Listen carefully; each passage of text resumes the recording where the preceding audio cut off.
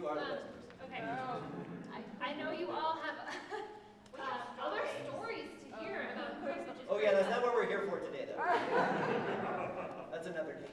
But I'm so grateful that Chris has had conversations with me, and he asks really good questions. I don't know if you know this about him, to get me and St. Luke's thinking about what youth ministry can be here. And so he also takes me out for tacos when I'm sad.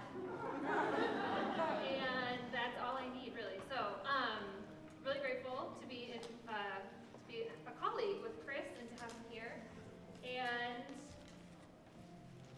I'm just so excited for our youth and for the future that we have in front of us to think outside the box about what our youth need and what my kids will need for youth ministry and not that long from now. So this is just a really great conversation, and I'm really excited to feel the energy in the room and see where it leads us. So. Thank you, Liza. Thank you. Good to see everybody. I'm assuming, it does work. Okay, very good. All right. I don't have to use my youth director voice that often anymore, so I'm really grateful for the microphone, so I don't have to get super loud. It's great to see so many familiar faces, as well as some new faces, too. So if you don't know me and I don't know you, that's okay. We're going to know each other pretty well by the time we're done this afternoon. I'm really glad that you all got some pizza. Some things about youth ministry just simply do not change. And that is making sure that people are well fed when you're having important conversations. Because when you're hangry, you just don't listen as well, or you don't, dive as deep into the conversation as you possibly could. So it's really, really, really, really great to be here. Liza, thank you for the invitation. Michelle, thank you for saying okay and letting me be able to show up. And thanks to the other staff members of St. Luke's who are here too. And, your parents still show up when you do stuff like this. So, hi, parents. Thank you. Very nice. I didn't even see you sneak in, Paul. Oh, well, I'm good to see you. visible Sometimes. It's a gift. It's a spiritual gift. All right, we're going to dive in. The things that I'm going to hopefully be able to share with you all today are going to hopefully take about a half an hour or so. And then I would really like us to be able to have some table-based conversations based on any of the information or observations that I happen to share. And then after some of those table conversations, just kind of bring it back together, because from what I understand, the youth ministry here at St. Luke's has kind of been through it in the last year and a half to 2 years, in between transitions and choices and unexpected things that happened. Unexpected things do happen, no matter what kind of ministry that you're in. But it's a great opportunity that we have to be able to kind of reflect and look back and sort of figure out where we are, and hopefully help set a direction for St. Luke's to sort of discover what it would like to do coming up in the future. Liza, thank you for clicking buttons on my Mac. So I'll do something obvious like this when it's time to hit the next slide. Anytime that I do presentations, I do throw my family up there because I have the microphone and you have to listen to everything that I have to say. And I love my family very much. And if you've been around for a while, you might remember when these guys were born. So Graham is starting 7th grade next week. Lulu is starting 4th grade next week. Emily and I, on September 2nd, will have our 16th wedding anniversary. And if you were there at the wedding, man, that was 16 years ago. We all got older, and I don't know what happened. I was there when you were asking for advice before you got married. That's right, yeah. And so far, it's been good advice. We made it this far. Also, this is our Christmas card from this last year. We only did a digital version, but Graham is super duper into Legos. Lulu's fish, that was a beta fish. It's died by now, so that's the only year that the fish is going to show up on the Christmas card. Lee, thanks for taking over. Go ahead and click over to the next one. All right, so that's my family. That kind of grounds us in where we are. The little right arrow on the bottom of the keyboard should be the one we want to click. Lovely. Okay, so there's no wrong answers here. I need to know what St. Luke's does for age-level ministry. This could be children, this could be youth, this could be young adults. Children, youth, young adults, for the purpose of today's conversation. Although, we're all different ages, right? So, We could talk about adult ministries, seasoned, older adults, any of those things. All right, what do we do? St. Luke's does puppets. Cross generations, right? Yes. Okay. What else? Sunday school? Okay. Mission trips. Music. Okay. Ah, Frisbee. Food. For young adults out of college, I think not much. Okay, for young adults out of college, not much. Okay. All right. Those are some easy answers for what St. Luke's does for age-level ministries with youth, young adults, children. Lee, let's go ahead and go to the next one. What's the mission of the United Methodist Church? We are still at St. Luke's United Methodist Church. As somebody that works for a general agency, thank you for continuing to stay connected to the United Methodist Church. I realize I didn't give you all my title either. I am the Executive Director for Congregational Vitality and Intentional Discipleship for Discipleship Ministries of the United Methodist Church. I'm also the Director of Youth Ministries, Young People's Ministries for the United Methodist Church as well. The acronym for my team, Congregational Vitality and Intentional Discipleship, is COVID. We formed in 2019. It's working out great for us so far. We got a lot of free publicity. No. Okay, so yes, I work for the United Methodist Church. I do denominational level stuff. I get to write, I get to create, I get to do a whole lot of different things across the world because of our connectional system. And I'm really glad to be here at St. Luke's United Methodist Church. Because we are a United Methodist Church, I'm just going to ask the very easy question, what the mission of the church is.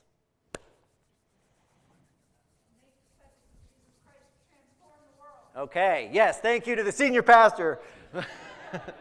To make disciples of Jesus Christ for the transformation of the world is the mission of the United Methodist Church. In theory, that is what the church does.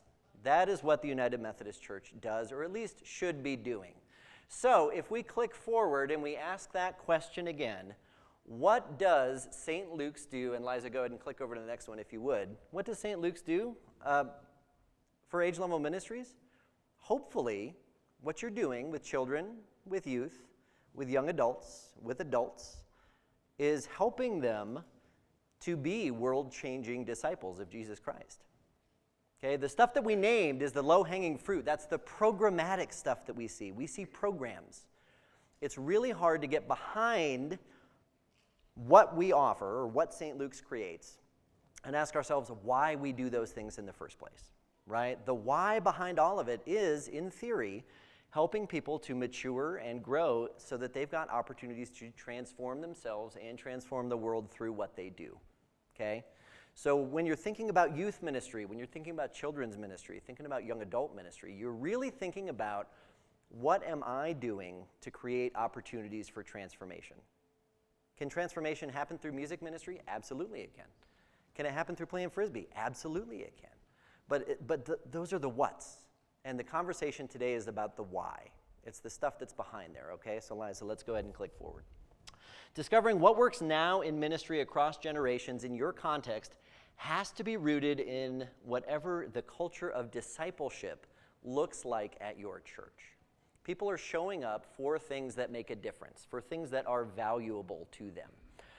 And knowing what the culture of discipleship or the culture that you are creating as Christians really is going to shape every other choice that you make related to youth ministry, related to children's ministries, any age level that you want to apply this to, okay? Liza, let's go ahead and click forward again. One of the places that churches get tripped up, when I make that observation about why we do the things that we do, we say, okay, everything that we do has to come back to discipleship in some way. What is discipleship, right? It's a nebulous word. There's a million different definitions for it. And I don't know if St. Luke's has a definition that you all would commonly agree on or not. And if not, that's totally okay. You are friends with 99% of the other churches that are out there because there's so many different ways to understand what a disciple is, what a disciple does, how a disciple acts, who a disciple is for their friends, for their neighbors, for their enemies, for people that are strangers, okay? So I'm going to throw out a couple of definitions for you. And we don't need to give a lot of feedback or anything on them. I just want to see if there's some that resonate with you. So I'll give you 5 or 6 slides, and then if there's words or if there's phrases that sound like they could make sense in the context of St. Luke's, I'm going to invite that to be fed back and kind of shouted back out, okay? All right, Liza, let's go ahead. A disciple is a grace-filled follower of Jesus who puts faith into action. Ken, I'm going to get out of the way for you. A disciple is one who knows Christ, is growing in Christ, serving Christ, and sharing Christ. Discipleship is both personal and corporate. It's personal because you are equipping and empowering the people in the pews, or chairs in St. Luke's case, to own their growth as disciples.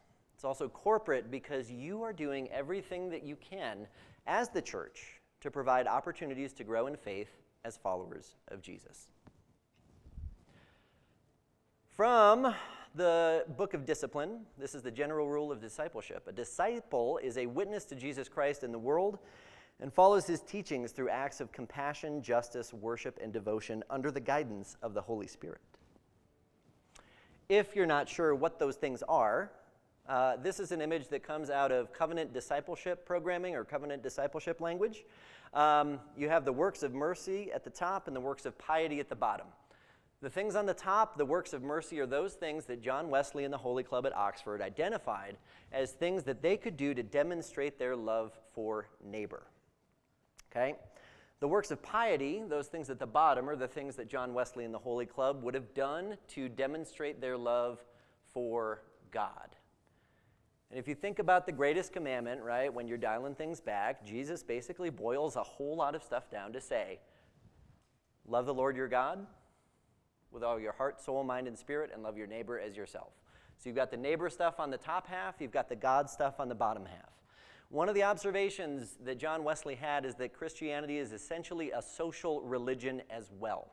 So when we're talking about youth ministry particularly, and children's ministries, there are things that you can do by yourself, but then there's things you have to do together.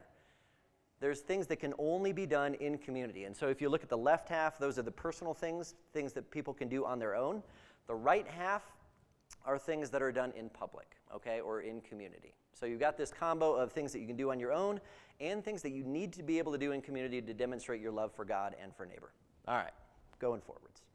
A mature disciple is one who effortlessly does what Jesus would do if Jesus were him or her. From Latin, disciple is to learn or apprentice. Jesus' disciples are apprentices who learn how to align their lives with Jesus' own cross-shaped life. People who demonstrate their love of and response to Christ by loving one another in word, in deed, in prayer, and in every other possible way. And I think this is the last one I've got. Discipleship is a way to curate your heart, to be attentive to and intentional about what you love. So, St. Luke's, what are some words or some phrases that just continue to rattle around there for you as you're thinking about what makes sense for St. Luke's in terms of discipleship? For me, the last two spoke to me because for me what's important is to systemically build healthy, loving relationships from which we serve Christ.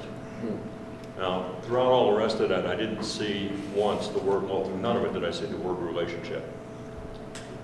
But to me, that's the heart of everything that we do. If we're not building the relationships so that we can live and work together, we're not going to be effective. Yep, you bet. That relationship and that connection, figuring out what that foundation is. Yep.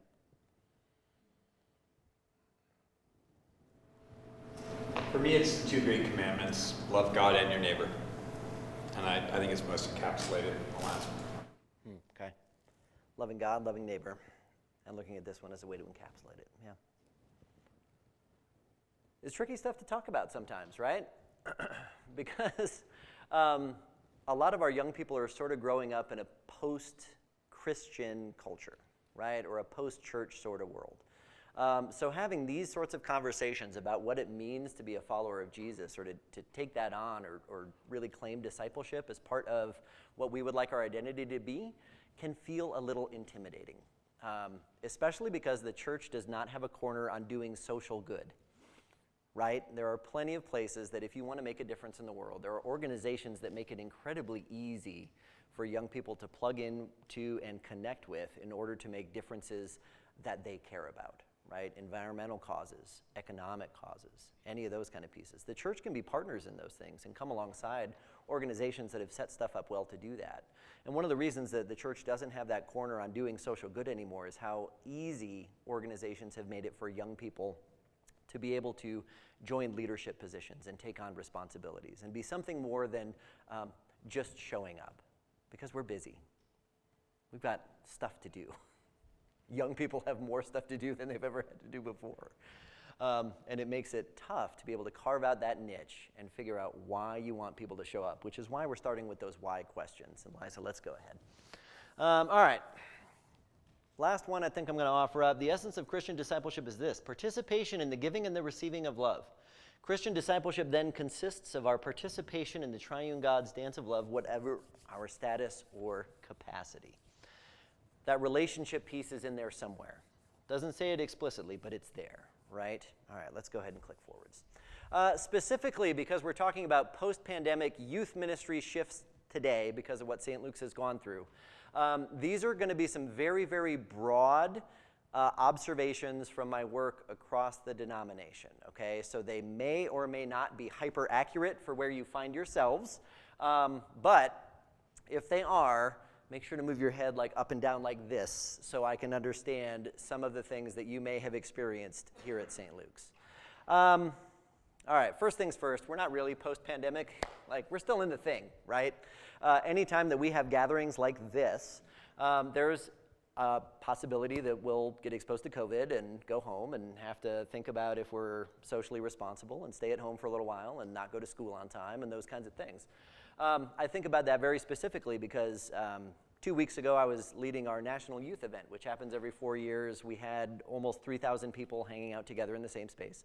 Of course, we had positive COVID tests at the end of that thing, and so we had to be able to be prepared to say, okay, we knew that there was a chance of us all being exposed because of us being able to come together. So anytime that we're using that post-pandemic language, it's just really interesting for me because we're definitely still in it. I don't think that we've emerged from anything necessarily. That said, here we are, 3 years after the pandemic started. There has been a real shift in successful youth ministries that have kind of come back as spaces have reopened, where there's a communal emphasis as opposed to an emphasis on individual needs. One of the things that lockdown time really took away from families, from young people, from schools, from churches, was a sense of community. All of a sudden, there was a whole lot of being fed stuff individually, and there were some ministry models that were out there that were really based on being able to meet individual needs, right? Successful ministries right now are really having a focus on this communal sort of a piece where they're helping people rediscover the meaning of relationship and their meaning of connection in person, okay? There's been a real shift with ministry with as opposed to ministry to. And the way that I want to pull that one apart really is just to be able to say that inviting children, inviting young people, inviting their parents into load-bearing positions within the church is something that successful churches and those that have kind of come back in a pretty significant way after spaces again opening up have done well, is inviting them into leadership. And walking alongside those folks and walking alongside members or new connections to the community, as opposed to creating something and telling them to show up and then just being able to offer ministry to folks that you don't have a relationship with. Okay? There has been a pretty significant shift into experiential emphases as opposed to a cognitive approach for youth and young adult ministries in particular. I think that has been because the experiences really were taken away for about 3 years, right? If you think about students who would have been, let's say, in 8th grade when the pandemic hit in 2020 and everything got locked down, the first time that they were in a school setting in person, like we would think is the normal way to do school, would have probably been 2022. They wouldn't have been to any dances. They would have left 8th grade being the big fish in the pond, and re-entered high school, being somewhere in the middle, where they're going to be expected to act like a junior because they were supposed to have been there for 2 years already, but they weren't. They're freshmen, right? They haven't had the communal social experiences to help them understand what it's like to be in community again. I think about somebody like Luke's age as well, right? High school graduation looked different. Proms looked different. His experience as a college freshman, after not having, basically 2 years of in-person high school experiences, big shift, not only in the experiences that the youth have, but the teachers as well, and what's being asked of the leadership. Because the teachers had to shift, okay, I'm talking to ninth graders, but really they're at a 6th grade social level, and it's really, really complicated. I think about children's ministries in that way. My daughter, Lulu, was, kindergarten in 1st grade, right? She got like half a year of kindergarten in, so her first year of school really in person was 2nd grade. The social cues that young people did not get to develop because of being in shared communal spaces was a miss. So churches that have had successful ministries are looking at that sort of experiential, let's bring people together and give them experiences that they could not have over the last couple of years to build up some relationship and connection and some shared opportunities together. All right, a couple more on this one. There's been a real shift in terms of being able to identify churches and church leaders as being stewards of stories and memories as opposed to just dispensing religious programming, okay? That there is this sort of collective memory that pulls people in. In fact, the joke, Betty, thank you, about having a whole bunch of stories about when Chris was around here, it's real, right? That was a long time ago by now. Somewhere between 15 and 20 years. Y'all hired me when I was 24. Big mistake. No, just kidding. Honestly, I think it was a great choice, and thank you. Because I wouldn't be doing what I do now if y'all didn't make that choice when I was 24. However, back then, it was still about programming, right? It was about what you're going to create and how that's going to draw people in, as opposed to how do I help, or how does church leadership help create shared experiences, shared memories, and shared stories that become part of the fabric that weaves your congregation together. The stuff that the youth ministry here at St. Luke's has been through in the last 1.5 to 2 years, it's part of your story now. It's okay to own it. Not all stories are good stories, right? With enough time and with enough processing and with the right leadership and the right connections, you can look back on good times and tough times and figure out what you learned through all of them, right? So I know it's been tough. St. Luke's was in a tough spot when I got here, as a matter of fact. I don't know if anybody would have remembered the person who was in youth ministry here before me, but the bar was here, and so it was very easy for me to be able to be doing something else compared to what was done before. It creates opportunities, but the tough stuff is part of your story as much as the good stuff is as well. So figuring out the way that you share those stories and memories and those processes and own them as a part of what you're going to become is a huge deal. All right, last 3 I've got. Church leaders that really have bounced back pretty well post-pandemic have really focused on a ministry of presence as opposed to a ministry of programming. Again, it's this ministry with, it's that rebuilding of relationship, that reinvestment in connection and personal care with each other. There's been a big shift in terms of the need for a communal sort of pastoral care as well as singular pastoral care. When we think about pastoral care in a traditional sense, usually that's almost like some one-on-one sort of counseling or grief counseling, being able to walk alongside somebody. Part of my own call story happened in Stephen Ministry, and that whole thing is built on one-on-one relationships and one-on-one care.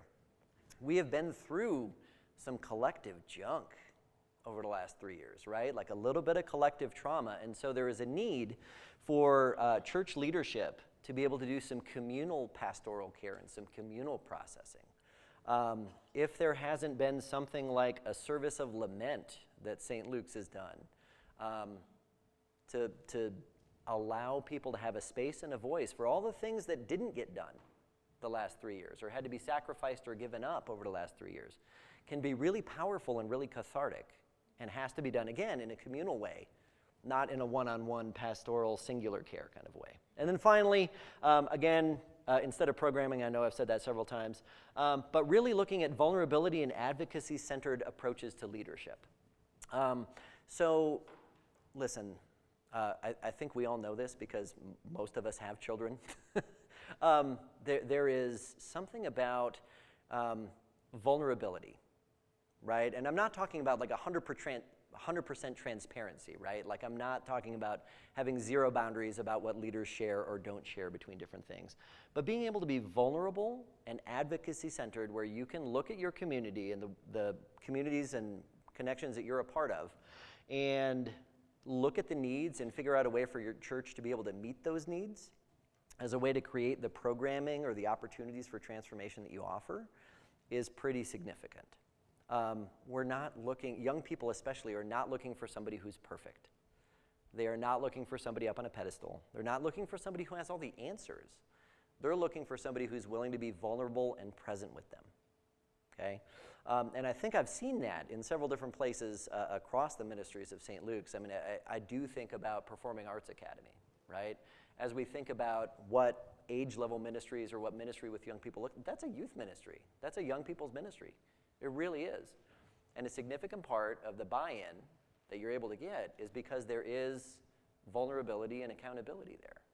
And those are two things that young people don't get to experience very often because they're in a world that does not engender trust, right? Somebody's always got an agenda. The media is difficult to trust because everybody's got a spin in a different angle. Whether it's far right, it's far left, it's down the middle, it's something. There's a twist to everything. And so young people have been conditioned to ask very critical questions, which I think is great, which I think is really, really great. And the way to be able to answer those critical questions, even if you don't have the answer to the question itself, is to say, let's build a relationship and figure it out together and see how it goes. Because if that's a concern of yours, that can be a concern of ours. And that's the communal approach to church. Okay. I feel like I'm talking a ton, so I'm going to go through this slide with very tiny font very quickly. Okay. Post-pandemic shifts specifically related to youth ministry, because that was the invitation for today. You as a church, or you as a pastor, or you as a youth group leader, or a children's minister, you are not the first stop when a young person has big questions about life or faith. If you're lucky, you're one of the first 10. Okay? Research has shown, and experiences have backed that up, that if you've got questions that you're asking, and you're not comfortable asking those in person, you've probably gone to Reddit, you've probably gone to Google, you've probably gone to YouTube. You have done any number of connections before you consider even asking a person at church their opinion about God or heaven or hell or those kinds of things. So when somebody does come to you with those sort of questions, and they're in the youth age range these days, it's important for you as leaders to be able to think about the shift from being this like informational, theological, and biblical expert to a relationship expert. Okay? A young person is coming to you with questions because they need to process it. They do not have a shortage of information. What they have a shortage of is filters and feedback mechanisms that they can trust. Okay. Most churches continue to experience attendance that is somewhere between 40 to 50% of their pre-pandemic levels. Okay? I don't know what that looks like at St. Luke's. It's higher? Yay, it's higher. Yay, that should be, celebrate that a little bit. That's really great. But most churches really continue to experience attendance that's 40 to 50% of their pre-pandemic levels, okay?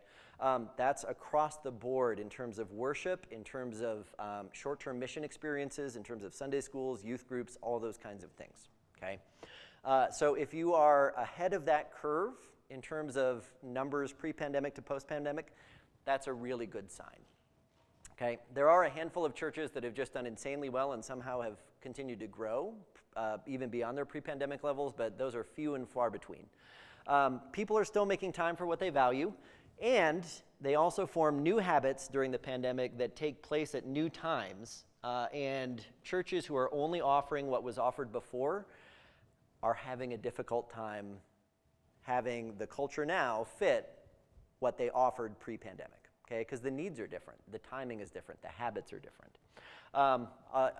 self-confession for our family, right? Like we would do online worship, and because I'm connected to so many different folks, we could worship in a whole bunch of different ways virtually, which was awesome because we could see all these different friends preach and hear different music ministries from different places. But honestly, we would almost always turn off the worship stream right after the sermon was done. So the first time that we were in church after the pandemic, allowed things to open up again, we sat down in church, and we got to the end of the sermon, and my kids both stood up. And they were ready to go. They were like, that's the end, right? I was like, oh, wow, yeah, we really did a disservice to you for the last 18 months, because that's when we would stop watching at home. There's more to it, right? After the sermon's done, there's a whole lot more. All right, young people and their parents are as busy as ever. So it's really important for churches to be able to figure out how they can create opportunities to connect without adding to the busyness. You don't want to compete. You don't want to become another thing that is forcing a choice for a family with children, right? No matter the age of the kids, if they're young, if they're middle school, if they're high school, if they're college, life is busy. And if the church is offering things that are forcing a choice, they're not going to choose the church 100% of the time, as much as we would love them to, right? So looking for ways to be able to connect without adding on to the busyness, or taking the church out of the church building and being present in places where people already are, is pretty significant these days. All right, the need for real-life social connection is as great as ever. The pandemic really did a good job of showing us that virtual interactions can supplement but not replace real-life relationships. I'm watching that stuff play out in so many different places. As awkward as it felt to go into lockdown, it's feeling just as awkward to come out of it.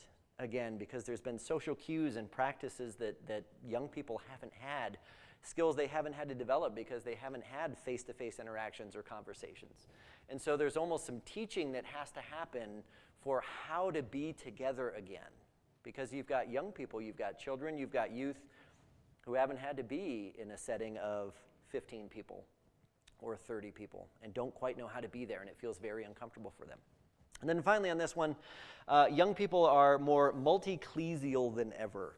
I almost said polyeclesial because it sounds nicer, but I just can't mix Latin roots and Greek roots, and that's my own problem.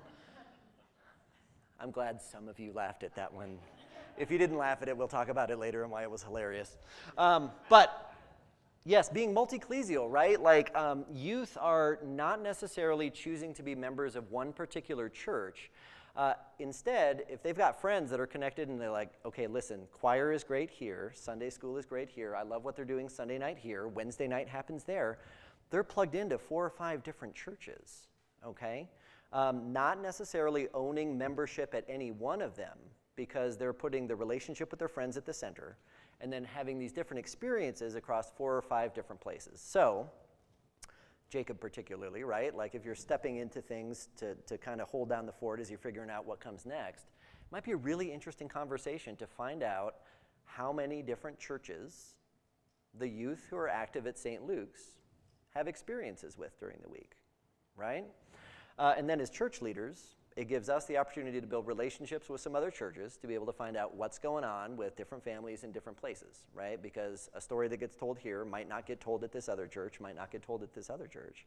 But if we want to be supportive of young people's opportunities to develop, having relationships with the other churches that they are connected with and attending is also a big deal and is pretty significant. All right, let's go ahead and go forwards, Liza. I think I'm going to make it till 1 o'clock. Before I really open up the floodgates for conversation. Okay, we're taking a pretend coffee break, because those are important. And also I need something to drink, because I've been talking a lot. If you are alone at a table, sorry, Joanne, or if there's only 2 of you, you may need to connect with another table for this particular exercise. What I'm going to ask you to do is to, as a table, brew a cup of coffee. Okay? Carl, I think you mentioned systemic stuff before, so we're kind of going to get into a systemic thing here. When you're thinking about all the things that it takes to create a cup of coffee, you're going to have 3 basic buckets in the system that's going to create your cup of coffee. Your inputs are those things that go in. Your processes are the actions that create growth or change in the system, and the outputs are what comes out. Okay? Hopefully, the output of what you're going to go through right now is a cup of coffee. Okay, so there's the easy answer that I'm giving you right away. What I need you to do as a table, and you'll have about 5 minutes to do it, is to figure out the inputs and the processes that it takes to make a cup of coffee. Okay, on your marks, get set, and go.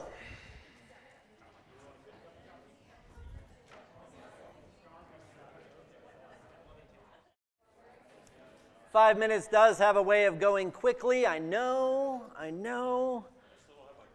I also, oh no, you guys didn't even get there. So I mostly drink tea. So I'm going to put that out there now. Who are our coffee snobs in the room? Willing to own it? Very good. Okay. Oh. Are we roasting our own beans? Have we reached that level? Yes? Okay, very good. Very good. We'll talk later. I want to get some good local sources. Yeah, that's right. I fly down every other week to Brazil to harvest my own. All right. Okay, I've done this exercise one other time where an answer that I got for the first one was you just open the Starbucks app, push the button, and that's how you get your coffee. Did any table do that? We talked about Starbucks, yeah. Okay, but you talked about it, but you didn't actually just push the button. Okay, very good. All right. So our inputs, just popcorn them out there. What were they for making a cup of coffee? Coffee beans, okay? Grind the beans. A grinder, right? Got to be able to grind them. Filters. Water. Oh, cold water. We're doing cold brew in the back, okay. Oh, you need cold water and then a heating element. Okay, I see. Very good. Need some electricity. He defined a number of 8.21 gigawatts. That's a Back to the Future reference. Okay. All right. Okay, coffee beans. Good. Filters. Carafes. Something to catch them in, you were going to say? Oh, yeah, measuring tools, right? Like how much of each of those elements we're going to have. Okay, very good. Yes, okay. Processes that created transformation or change. Where are the moments for transformation and change in brewing the cup of coffee? Heating the water. Heating the water. Yep. Grinding coffee beans. Adding. How many tables added creamer? Okay, all you really like is ice cream. You don't actually like coffee. Yeah. That's the brilliance of Starbucks. They created frappuccinos to convince young people that they like coffee. Really, they just like coffee-flavored milkshakes. That's the only thing that they like. Okay, so creamer is a maybe, right? Like I'm sure not every table had creamer, but creamer would be there. Maybe adding sugar and stirring that in and letting that dissolve. Did anybody get roasting the beans? Yes? Because it's not raw beans, right? Like, man, the difference between a raw coffee bean and a roasted coffee bean is significant, right? Okay. The end product for almost everybody was a cup of coffee, in theory, whether you got there or not. Okay. But we also decided we were creating an experience, not just a cup of coffee. Oh, go on. Okay. We're listening. We're listening. Because we named all the things that go along with coffee and that come with coffee. And so, yeah. Okay. At the beginning, at several tables, I did hear questions like, are you a coffee drinker? It's a great question to ask before you start this process. What kind of coffee do you like? What's the occasion that we might be serving for, right? Like there's a lot of questions hanging out in the background before just diving in.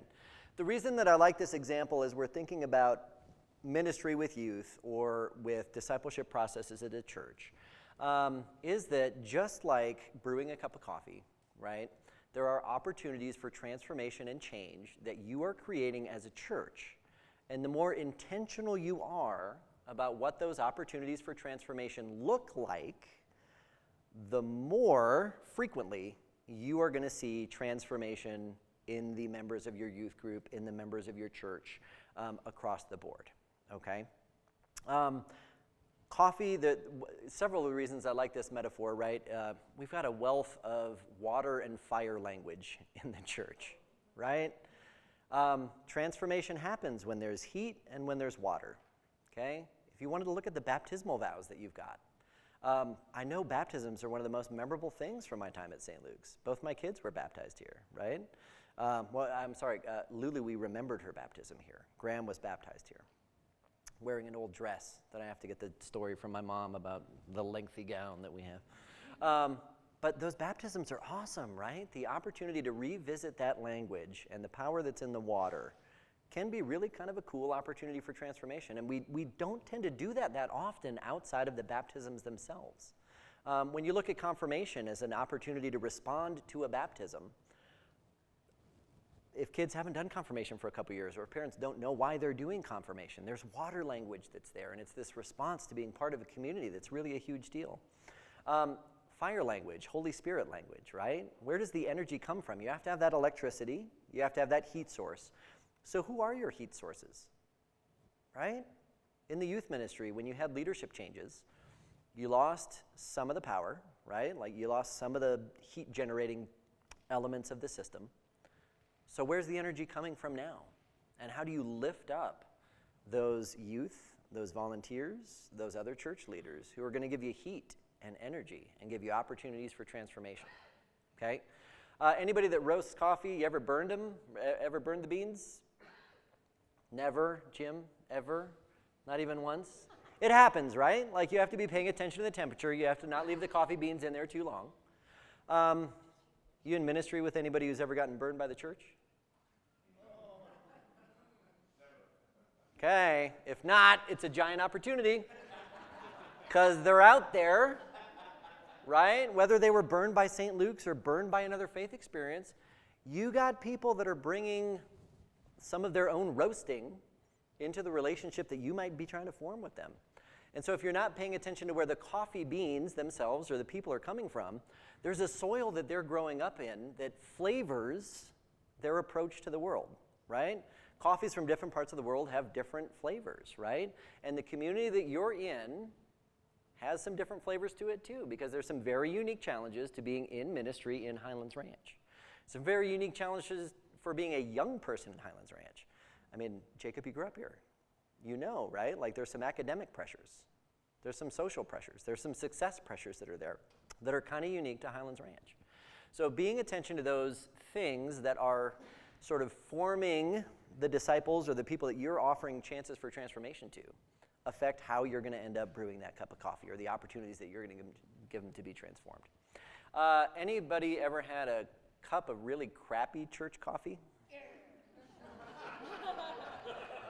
There's always at least one, and they're very emphatic about it, right? Okay. Has anybody? No. That's excellent. Excellent. The other one for youth ministry is lemonade, right? Where there's not enough powder. It doesn't matter how much you put in that jug. It's always watered down and it's terrible. Okay, we've had cups of coffee at church that we don't like. Have we met people from other churches that we don't like? Yeah, for sure we have. For sure we have. And I wonder how intentional their discipleship system or their church's approach was to helping form who they understand a disciple to be, right? Because if you're part of something that's unintentional and really slapdash, without a lot of steps and without a lot of intentionality, you don't really know what's going to come out the other side. You don't know how good or how bad that cup of coffee is going to be, or if it's even something that you wanted to make in the first place. So when we're thinking about youth ministry, when we're thinking about every age ministry that's out there, again, a million different ways to do it. These are all different kinds of cups of coffee. But what does St. Luke's want to make? What does the community need St. Luke's to make? What is the community thirsty for? Because if you're just making something and you haven't asked the question about does the community need this, whether that's outside the church or it's people already connected to the church, it's a missed opportunity. Okay? You're going to be thirsty for something. All right, Liza, I'll go ahead and go to the back because Liza was being an excellent participant and joined a table. All right, so I'm going this way. So we're thinking about coffee. We're thinking about asking those big questions. There's a couple last pieces that I want to be able to give. When we're talking about systemic approaches to ministry, there's really three different things that intentional systems with excellent children's and youth ministries do well, okay? The first one is being able to help recognize spiritual maturity. This is something that most churches are really bad at, okay? Really, really aren't the best at. Because it's not tied to age, right? Recognizing when somebody is acting like a disciple or acting Christ-like or growing in their faith should be an opportunity for the whole church to be able to celebrate. And you could have somebody who is in middle school be as spiritually mature as somebody who is in their mid-40s. I'd be case in point, right? Churches that offer opportunities to recognize and celebrate and lift up somebody who has grown or changed or shares a story of a faith experience that they've had, that's an opportunity to recognize spiritual maturity, okay? Don't leave them just for those milestones, right? Like there's the third grade Bibles, there's confirmation, there's a high school graduation, there's college graduations. After that, I don't know what we do, right? So no matter what age you are, how do you get recognized and celebrated and lifted up when you have an experience that transforms you, okay? In youth ministry, that's a big one.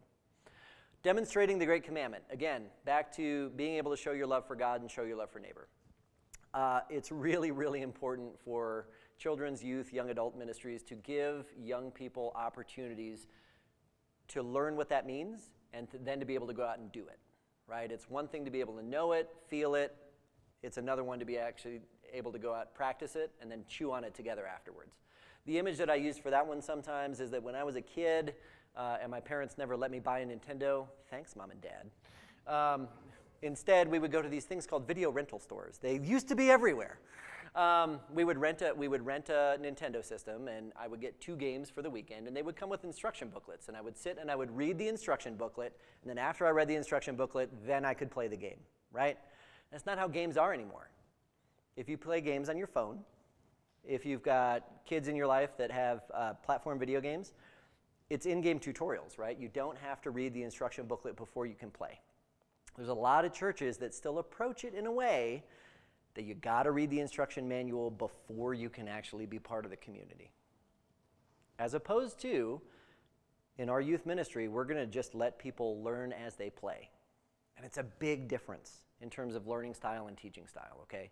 So that's one that I would really put in the back pocket. Provide opportunities to demonstrate the Great Commandment and let people practice while they learn. And that feeds into the third one, where you create opportunities to practice theology. It's really important to be practical. When we talk about something, then give opportunities to be able to do it. Otherwise, there's a disconnect about something sounding like it's important, but I don't have any experience with it, so I don't really know what it means. And I don't internalize it, okay? So as you're thinking about the opportunities that you create in youth ministry, giving youth opportunities to practice and get used to what they're learning and what they're hearing and thinking and feeling.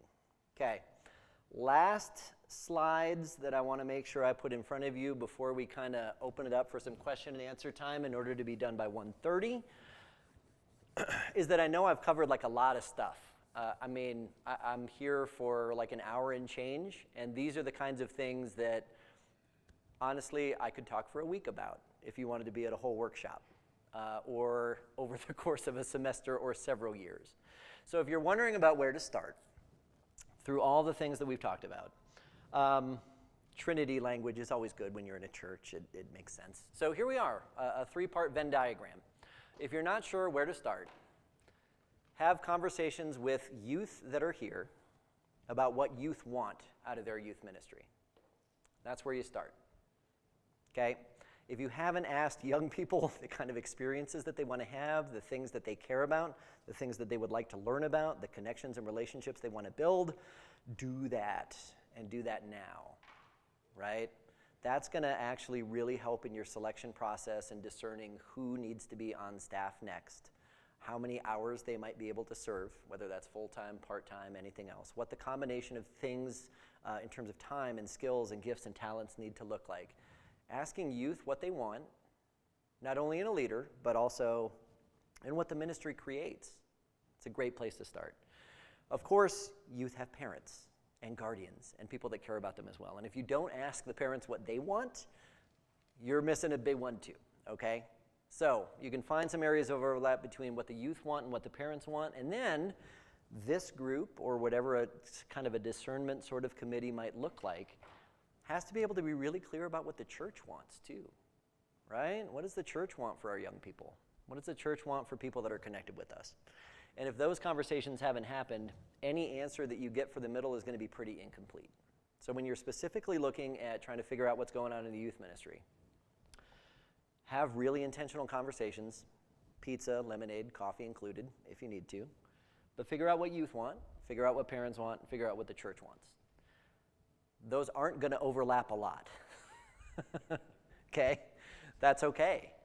Because if it gives you 1, 2, 3, 4, 5 things that actually do end up in the middle of that Venn diagram, those are the places to start and those are the things to be able to focus on. Okay? I will share this slide deck, Liza, with you, and then you can share it with whomever it would make sense. So the last 2 slides I have are actually just like a bunch of connectional information and contact info for me. So this next one is all the different ways that you could reach me in the organization that I work for. UMCyoungpeople.org is the website that we keep up. One of the things that might be really helpful in this gap, Jacob, especially for you, is we have free Sunday school worship lessons that are basically like a script that either an adult or a youth could read, and free for download. I think they're published almost all the way to Christmas by this point, which is pretty great. We try to be a couple months ahead. But we always have tips and some other things that are available for download there. There are children's versions of those things as well. And there's adult sermon series that come from Discipleship Ministries as well. So if you decided you wanted to do a whole congregation kind of a thing, you could download the preaching notes and plans for youth ministries, children's ministries, everything alongside it, okay? If we click to the next one, when this gets shared among your team, these are just a whole bunch of different websites and resources that are available from our group. Jacob, one of the things that I might text you is that Youth Ministry Crash Courses bundle. They're 10 very short ebooks that just give you all the practical things to do to be able to keep your head above water, okay? While you're hanging in there as everything gets figured out, okay? The last one there that's not underlined, umcdiscipleship.org/annual conference virtual presence. Discipleship Ministries creates free resources for every annual conference, and the ones from the 2023 season are all available as free downloadable PDFs. So if you were to go to that last one, really, really good, useful, practical stuff to be able to download as well. Okay. I've talked a lot. We've talked coffee. I had a slice of pizza while you guys were brewing your coffees. I know that there might be questions, answers, thoughts, other things that we might need to give some space for. And in my notes, I had that we were good till 1:30, right? So that gives us about 15 minutes to just bounce stuff around. So,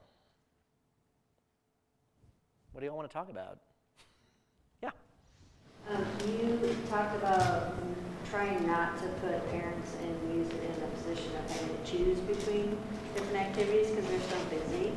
And we've started having some discussions about like time, day, location of events. Can you give us any examples of some other times and places and things that you're seeing working for certain churches? I mean, because we fight against, like, do we do it during church? Do we do it after church, Sunday, school nights, Sure. So there's a lot of research that comes out of both, out of the Fuller Youth Institute, which is at Fuller Seminary in California, Sticky Faith and Growing Young. And one of the big things that they have noticed is that youth who are able to be in worship with the rest of their church, percentage-wise, have a much higher chance of being able to stay connected to that church or to their faith life as time goes on. So there is, I think, a real value in not programming over worship opportunities. So meaning not holding the main event during church service. Especially if you've got multiple services, like not allowing there to be at least one opportunity for youth to be able to either worship with their family or with each other. One of the ways to make that more engaging is definitely to be able to provide opportunities for young people to be part of liturgy or part of worship services in some ways, because there's a response factor to seeing a peer in leadership and worship as well that can kind of help keep people more engaged. A couple of the things that I've seen working are Sunday nights. Sunday nights aren't always Sunday nights. Sometimes it's this time, right? Like if youth happen to be at church already and most of them come to the 11 o'clock, Youth group stuff happens right after worship ends in the early afternoon, and that leaves their evenings free for homework or for other clubs or for those kinds of things. There are churches who, actually there's one that had a lot of luck. Basically, they revamped their whole Sunday night program, and what they did was they created small groups, and instead of coming to church every Sunday night for youth group stuff, the small groups would meet during the week, whether that was still on a Sunday evening time frame or another day, and they would do that 3 out of the 4 weeks of the month. And then on the 4th week, the church would host, a big social come together, everybody get to hang out, high fun, low risk kind of reconnection stuff. And for that church, what it did was it freed up their need to be able to recruit so many volunteers, because it lightened the load for volunteer recruitment, since you were trying to only do 1 Sunday night a month instead of 4 Sunday nights a month. They did have to find pretty decent, host homes for the small groups, but they based those on geography. And they gave the freedom during the week for those small groups to figure out the time that worked best for their group to meet. So there wasn't like a standard meeting time except for 1 time a month for their Sunday night youth group stuff. The other wrinkle to that one was they also tried to connect with their district, and they would try to do that once a quarter. So 4 times a year, one of the churches would host everybody's youth groups, and really kind of pour a lot of energy into, kind of like a concert or something like that, and give some just big energy and let youth discover, oh, we go to the same school, but you go to that church. Oh, okay, this makes sense. And then there's like some more connections that get made there too. So their wrinkle to it was flexible meetings 3 out of the 4 weeks of the month, once a month, regular Sunday night programming, and then once a quarter, big blowout, kind of a fun thing. Yeah, that one was pretty cool. Sure. I'm happy to share more of those later too. I don't want to get stuck on them, but yeah, Steve. Currently, at my college, I'm starting up a trans community group to talk out issues, to train staff and to help students who in Colorado Springs, where I work, really don't like to come to public meetings at all. Sure. And I'm really concerned about the attacks going on across the country to youth that are questioning, see themselves as non-binary, just that larger LGBTQ community. And I'm wondering how we handle that. In Colorado Springs, the highest identifiable at-risk youth group for suicide is the LGBTQ community, and particularly the trans students. And so it is a big issue, and I'm just wondering if you have any ideas how the church as a whole responds to that. It's a big question, yeah. And that would not only be localized to Colorado Springs, that is consistent across the U.S., okay? I think that some of the best guidance I might be able to provide there is helping whatever groups that you are leading be able to clearly define who they are, and using positive language statements in that, as opposed to trying to define yourself as who you are not. Because if you look at, particularly some of like the more conservative approaches to public ministries or public meeting spaces, if you look at the language about that they use to describe their community, it ends up being very exclusive, right? And so figuring out ways to be able to use and embed inclusive language, and be able to own who you are without defining who you're not is a huge deal. Because there's so many groups out there that tend to use language that cuts people out and stops people from being able to be present. This is actually a really interesting one. We'll have to talk about it after the camera's not on, because the charter school that my kiddos are at are facing some of those conversations right now. And I find myself in a different place than the school board members that are currently in charge of my kiddos' school. So.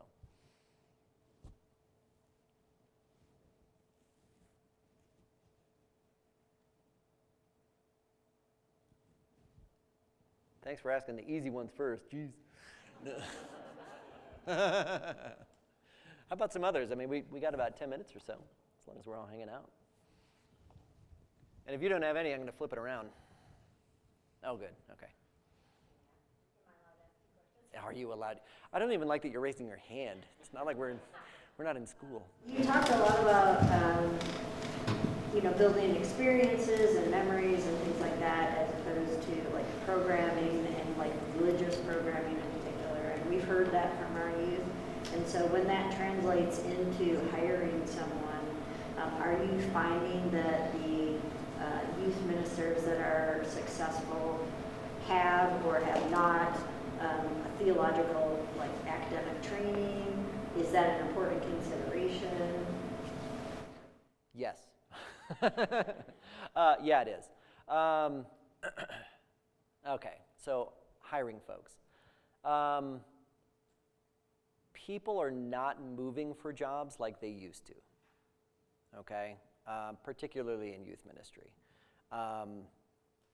Across the board, I am seeing less people willing to relocate where they or their families are to take on a youth ministry position. I think there's a lot of different factors to that, whether that's compensation-wise, whether that's, again, work from home and that being, such a significant thing. But it's getting harder to identify somebody that will move for the sake of taking on a position.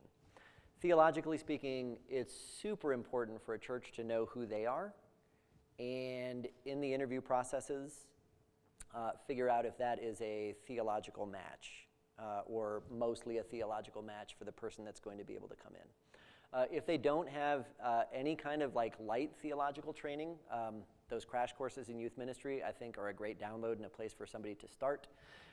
There are continuing education opportunities that I think should be offered to somebody who's trying to start in a youth ministry position that may not have a theological background yet.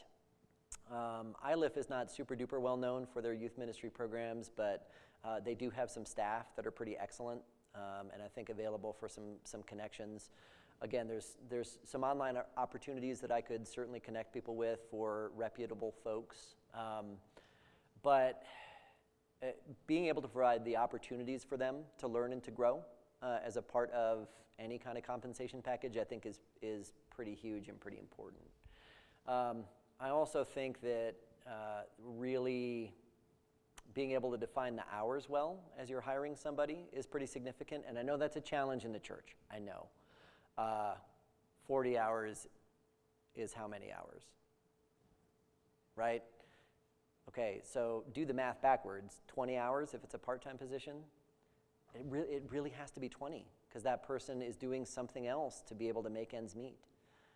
If you're going to look at somebody who's bivocational and continue to work in a different area and take on a youth ministry position, that's okay. Honestly, with how expensive life is these days, it's a pretty significant need. It would be hard to live in Highlands Ranch on a teacher's salary. And when I think about youth ministry salaries, that's really based off of what teachers are generally paid in the area, right? It's tough to live here if you're on a teacher's salary or if you're on a youth minister's salary. So when you're thinking about trying to figure out what that position looks like or what the hourly boundaries are, that's a big one. The theological piece and the cultural fit too is significant for sure. But I think those are opportunities to be able to grow. Honestly, some of the giftedness that I think is most important for somebody that's coming into a leadership position are, really are being able to build significant relationships, right? You could have somebody who's great with youth but forgets that parents exist. You could have somebody who's great with parents but can't relate to volunteers. You could find somebody who's an amazing individual, but if their giftedness is leading by themselves, you know that that's going to burn out pretty quick. It's got to be a shared thing. So if you wanted to have more kind of conversations about specific sort of stuff or job description stuff, we could totally have those another time to kind of be able to help with some of that background. Chris, what are you seeing is post-pandemic,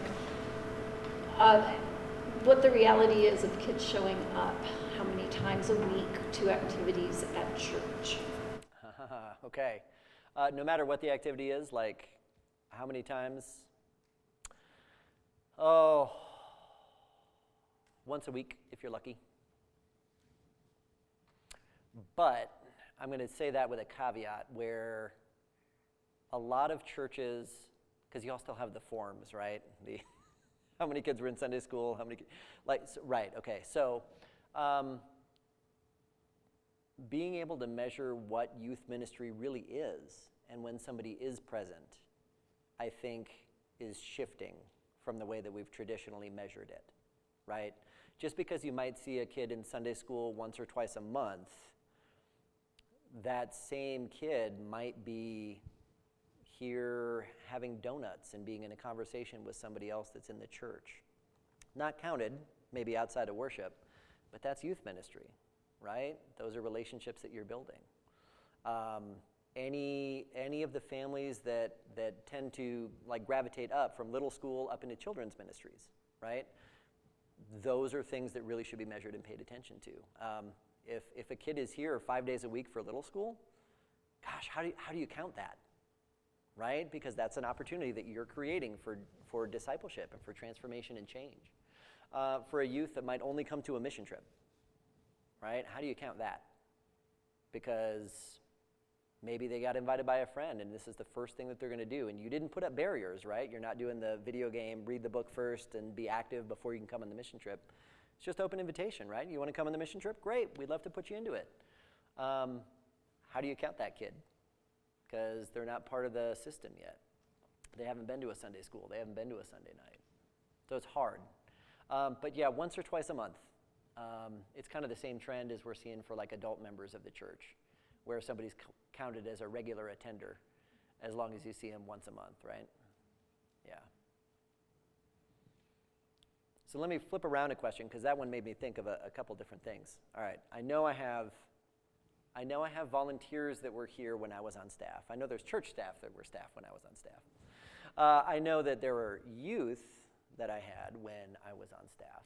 So let me start with Jacob, since hot seat, you get to step in to kind of help things keep rolling for a little while. When we talk about like those experiential pieces versus like teaching pieces, when you look back on like, you know, your life in the youth ministry at St. Luke's, what do you remember?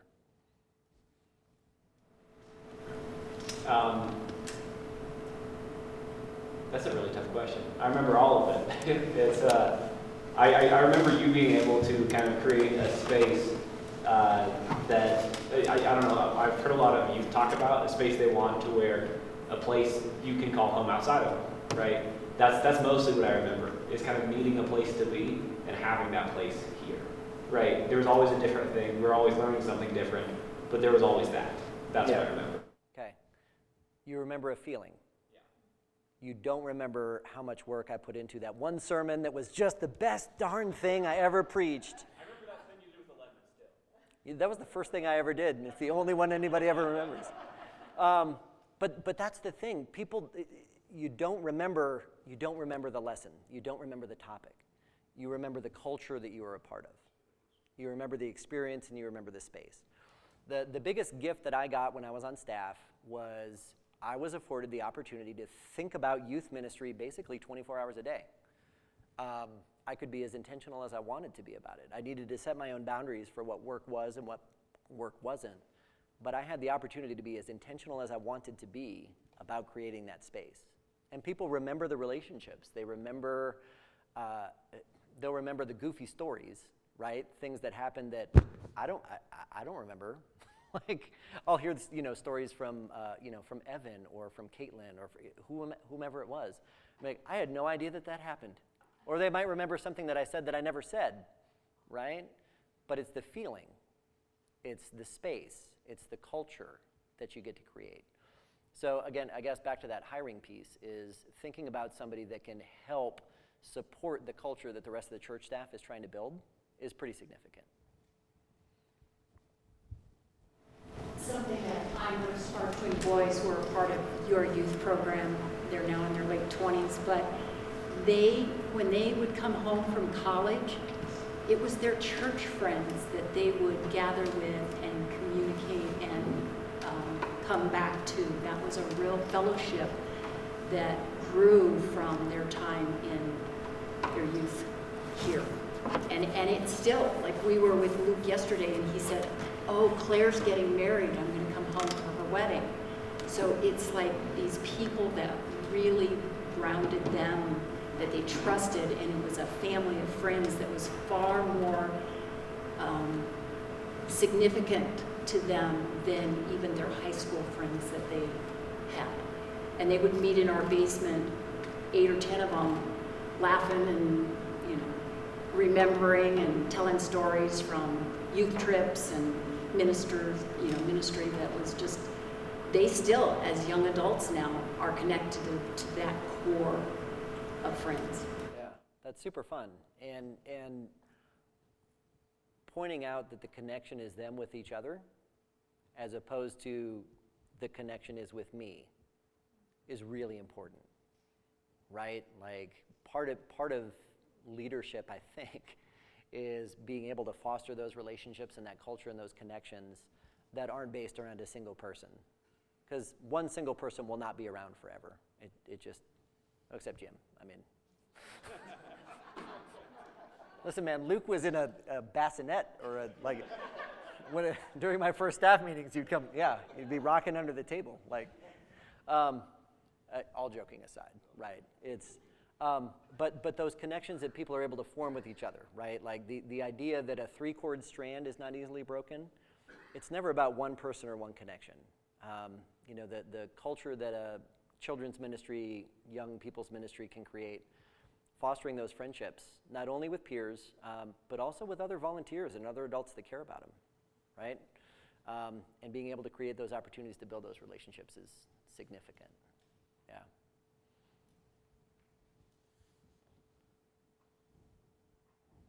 Yeah, Caroline. Sorry, I'll go Caroline and I'll come back to Liza. That raises an interesting point for me because I also keep in touch with the people that I knew as a teenager in another state. And I think church fills an interesting role in that it's multi-generational and it doesn't begin and end with high school age like school does. It starts when you're little and it goes, and for as long as you live, and you know the parents and the other kids and all different ages of people from church experience. What's a unique challenge for youth ministry is that in every other aspect of life, especially in the American culture, you are graduating out of stuff, right? You're finishing middle school to go into high school, you're going to high school to go into college, you're finishing college to go. So when you graduate out into something. And a unique challenge right now for the church is like, we're part of an organization that asks people to graduate into stuff. It's totally cross-cultural for what young people experience. So as you invite those lifelong relationships, having a fabric that supports the continued development is huge. And you're right, they call them the formative years for a reason, right? Like, not every friend that you had from when you were a teenager sticks around, but those that do, are pretty awesome relationships. Liza? Similarly, but what are you seeing in churches, successful churches with vibrant ministries that are able to support age-based ministry but have an intergenerational support system? What are you seeing that youth ministries are needing from the wider church? The easiest way to answer that one is to look at the ratio from Safer Sanctuary stuff. So if you download the newly updated and comprehensive guide to safer sanctuaries, which I helped write, you will see recommendations for one adult for every 7 youth that are going to be in a Sunday school class, in a mission trip, or whatever. Flip-flopping that ratio and saying that I have 7 church members that know this one kid and can ask that kid how they're doing if they bump into them at the donut table or at the coffee table or downstairs or in the puppet ministry or in music ministry or out in the community. If you've got, flipping that ratio I think is the number one thing for ministries that are connecting well with younger generations. And it's not just church staff, right? It's the congregation being able to take ownership of saying, yeah, I've got 6 different kids that are my prayer partners. or are people that I'm supporting, and I check in with their family once a month just to see how things are doing, how's football going, how's Matthew doing, right? Like those kinds of things. If you got 7 people that are asking that of a young person and of their parents, watching the fabric that gets woven in the community get really, really tight really fast is amazing. It's a big ask, right? It's asking a congregation to be able to take on more than being present for an hour or hour and a half, or whatever it looks like. But to go back to that relationship language that Carl offered at the beginning, if you've got congregational leaders that are willing to step up and lean into that, man, that's huge, huge for children and young people and their families. Because families are lonely these days, right? It was so easy to get isolated during the pandemic that it's hard to kind of crack back open into new friendships. And so having somebody that's doing the legwork and putting in the energy to form the relationship on the front end, significant. Chris, I just wanted to say amen to that, because that is really the only reason my son will come to church now, is because he has connections here. Not his own age, but people who love him and who care about him and ask him how he's doing and know what's going on in his life. And, I mean, he feels welcome and loved here. That's super awesome. Yeah, and that's really the only reason. Yeah, I love hearing that. Michelle, write that down. That was great. Because it's happening at St. Luke's. That's awesome. Yeah. Yeah. All right. We're at almost 1:40, so I hope it was a decent time together. I'm just down the road in Monument, so are Emily and the kids. It's not just me, for sure.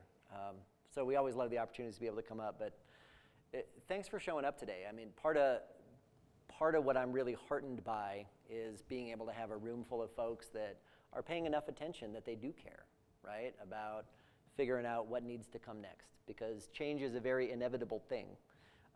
How we get to respond to the change is, says a lot about the church and a lot about the congregation that you're a part of. So there's definitely some things that'll be ahead and decisions that you all get to make, but we're not far. So Liza, thanks for the invitation today. You bet.